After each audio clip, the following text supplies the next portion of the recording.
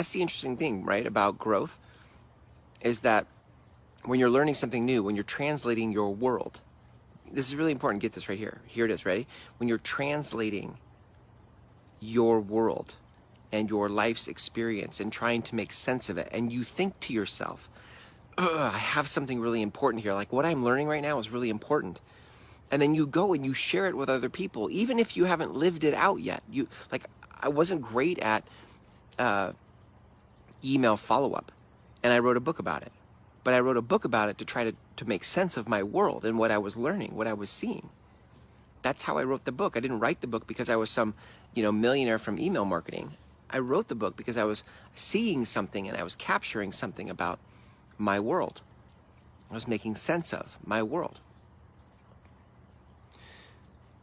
For many of you, you're waiting to market yourself until you have figured out your world.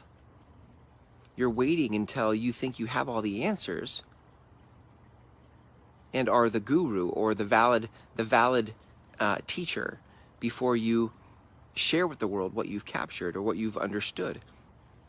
And while I get that, while I understand that, and while there's that makes sense in some context, what you miss in putting off this sharing of what life is teaching you, what you miss is the reps, the development of your voice. You can't develop your voice by not sharing. You not sharing will not develop your voice. And there's this, and so with that comes the price of embarrassment. That's just the price of it.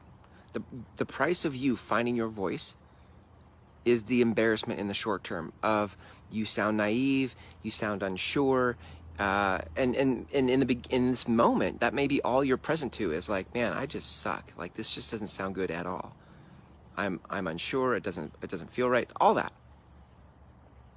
And I wrote that book 6 years ago. 6 years from now, you look back on the videos that you create now, the posts you make now, the sharing of truth that you're paying forward now, and you look back on that and you'll think, but do you see I was onto something?